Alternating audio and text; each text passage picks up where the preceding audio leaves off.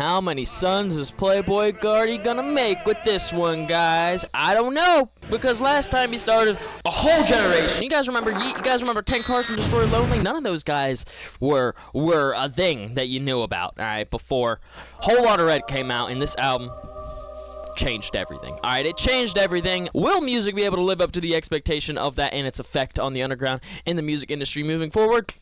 Let's get right into it. What's going on, guys? It's Bryce here, and today we are talking about, again, Playboi Carti's new album Music, but a little bit of a different video here. I want to talk about its effect on the music industry, in particular the underground, and where this exactly is going to take it, as things unfold. So, as I explained in the intro, Whole Lotta Red, it was pretty much a cultural shift when it dropped. Alright, when that album dropped, I know it was COVID and all that afterward, but when that album dropped, everything changed, bro. I'm not even trying to glaze, not even trying to whatever, bro. That album literally, made sons on sons on sons on sons for Playboi Carti. Literally. You can't tell me it didn't. Alright? You can't tell me it didn't. On that whole wave, bro, Yeet was not a thing, bro. I mean, he was. He was making music. It was kind of similar. Even, the Slay World stuff, Summers, Autumn, all them. They were making music, for sure. But I think the Whole Lotta Red really pushed everything to the forefront. And if it didn't influence the artists, at least influence the fans, to be more open to music like that.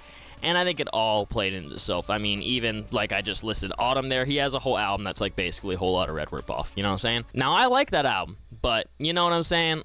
Yeah. So the thing that separates music and Whole Lotta Red from each other is that Whole Lotta Red is a little more experimental. It's out there, it was very controversial upon launch, on Twitter, whole lot of trash trending, all type stuff like that. We didn't quite get a reaction like that with music.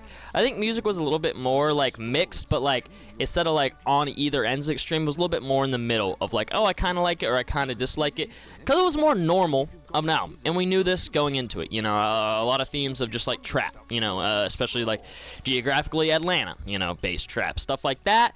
And we did get some rock inspired stuff on here, which is basically what people would have thought the album would have been evolved into if the snippets didn't exist. That was kind of the aesthetic and theme, at least during 2022, 2023. And then it really got pushed through when the album did come out. We had a few tracks like Pop Out, Cocaine Nose, Walk, a few rock inspired tracks for sure. And I enjoy seeing that. But really, I don't know if the underground will take too much advantage of that, because I feel like that's kind of the theme. Like I said, we were expecting, and we had snippets and performances of that for years now. So if anyone was going to do that, they were already doing that. Even with the guitar getting played on live performances, a Whole Lotta Red, that idea has been put into artists' minds. All right, now the more normal stuff, I don't know. We're going to have to see. I'm going to go into it more. But since the release of it, I think some more of the more high-pitched, more electronic kind of stuff are definitely going to be more influential, to the scene. We already have remixes to Like Wheezy from DC the Don. Checking, I do it badly. We got 2 or 3. Molly said tennis geeked off Addy. They who is he? Wait, who is he? And also from Lil Novi, who's Lil Wayne's son, if you didn't know. So that's pretty dope. I told her, baby, Weezy, but she didn't believe me. It's a lot of motherfucking money, a whole lot of motherfucking moolah. Yeah. And it's interesting to see, because I definitely, this is definitely a reset for artists in a sense, even if it's not the most culturally significant or culturally shifting album in the world, like Whole Lotta Red was or was not, everyone's listening to this. A lot of these artists who are on the ground now are around the same age I am, maybe a little bit younger, most of them, because I'm 22. And when Whole Lotta Red came out, I was 18, so it's we were prime time, Whole Lotta Red era, babies. This was prime time to be a Carti fan when Whole Lotta Red came out. And all these artists that are around the same age, literally, we are the same person. We all live the same life. So they're all excited for this. They've been waiting for this. They're excited to see how it sounds. So regardless of if it's really directly influencing music, I think every artist who's tapping into this is gonna, it's subconsciously, it's in there, you know what I'm saying? So it's very interesting to have that, because like I said, there's no one that didn't listen to this. There is no one who did not listen to this album, you know what I'm saying? So it's very interesting to see. And going off, remixes, even the album itself almost has remixes on it. I mean, even the old cover, inspired by The Dedication, cover arts by Lil Wayne. But on here, there's a song called Crank that basically remixes old Space Ghost Perp song.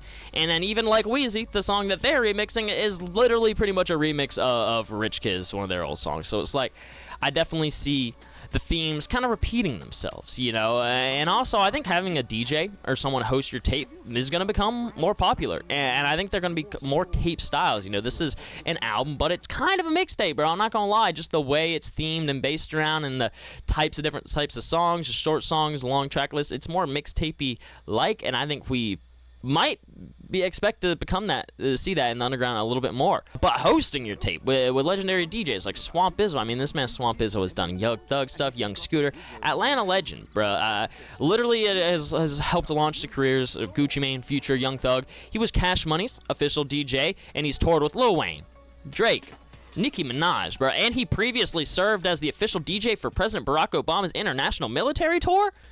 This man, Swamp Izzo, was dropping ad-libs when Barack Obama was drone-striking children's hospitals. I mean, it don't get more influential than that. And then another thing I think we could really see, you know, kind of bleed into the underground is a lot of these, like, sound effects, man. Now, these are just old mixtape sound effects being brought back to the forefront. I'm not going to pretend like some of these other artists, I'm not going to pretend like, you know, Carti took this from a specific artist I'm about to name, because he's really paying homage to the mixtapes. It really does go through with the original theme. But I will say, in terms of modern music, Bear One Boss, baby. Y'all know he's my favorite artist right now. But he's been doing the sound effect stuff for a while, which is like basically an exaggeration, you know, brought to the forefront of the mixtape kind of sound effects that, you know, you could expect back in the day. And of course, he has Man of the Plug screaming on every track. So it's like that DJ Swamp is already there, but it's like, you know, you've had fans comparing these back and forth. I've seen it all. You know, Bear One Boss literally was locked up with Carti. You know, Carti knew who he was, and even that Carti gifted Bear One Boss a Narcissist Bomber jacket. And then after that, Bear One Boss was selected to open on Homicide Gang's most recent tour. So I think without further to say here, I think Playboi Carti is confirmed a fan of the boy Bear One Boss. You know what I'm saying? Those sound effects, maybe Opium Baby. Hey, I'm just noticing. So where will this leave the underground? Now, I don't think this is going to leave the underground with an entirely new sound to build off of and evolve with for the next half a decade like Whole Lotta Red did, because there was no new sound implemented. Like I said, the closest thing really was the more rock-inspired stuff, and we've heard those songs and snippets and known that's kind of where really we thought the whole album was going to head for quite a minute now. So probably not a new sound. But I think we can expect some more casual music. I think some artists might stop trying to be as experimental as possible, and I think it's okay to snap on some, I don't want to say generic, but some traditional trap beat. You know, that's cool, bruh. That's cool. Mixtape style projects, remixes, you know, I've been seeing a lot of remixes lately, a lot of like from Big Baby Gucci, stuff like that, just remixes in general, bro. Bring back that mixtape era, you know, we don't have to go on streaming services, you can stream on Twitch, put on SoundCloud, YouTube, all these types of things, and these are things that Playboi Carti did before the album even came out. So it's very interesting to see other artists remix his stuff when the album actually pretty much has remixes on it. It's kind of like a full circle moment, you know, for sampling, all that. DJ hosts on the album. We gonna hear a lot of motherfuckers screaming on shit soon. I'm okay with that. I really enjoyed Swamp Izzo's inclusion on here. Now, sometimes these DJ hosts can be annoying, but DJ Swamp Izzo is not an annoying one to me. Man of the Plug is not an annoying one to me. So, hopefully, if these artists gonna do that, y'all get some not annoying motherfuckers, because thin line, bro. Paper thin line right there. The sound effects, you know, I mean, they're like the host sound effects. These go back into the mixtape theme, you know, so there's really not much to say there. But I expect artists like Bear One Boss, High C, TDF, you know, production, to kind of continue their wave they have pushing. They are not going to be too influenced by Carti from in that realm, but I think other artists will be very soon. And then I think, honestly, the main one here, the one that I think every artist around now in the underground has at least had a trickle-down effect from and being inspired by since Whole Lotta Red, and really the Opium wave with the, you know, the other artists. The aesthetic, man. The image. Yeah, the all black. Visual aesthetic. And, you know, Carti's even switched his up to be dressing more regular still. Even though that's regular, it's still trim. You know what I'm saying? That's still trim. I can look at that and still be like trim. So I think we're expecting stuff like that here. But I think it's always interesting when Carti drops. Like I said, last time he did it was half a decade ago, and I was 18, you know? I wasn't even doing YouTube at the time when it dropped. I was just on Twitter doing my shit. So it's like, anytime this drops, it's a moment. You know, I have my previous videos covering it if you want to check them out. But I wanted to get on this video and kind of look into the future and see what we can maybe start to expect with the cultural shift. Playboi Carti's dropped, the world's listening, the world's tapped in. I'm excited to see where it ends up. I'm excited for more remixes from these artists. I've been enjoying hearing them, so let's keep it going.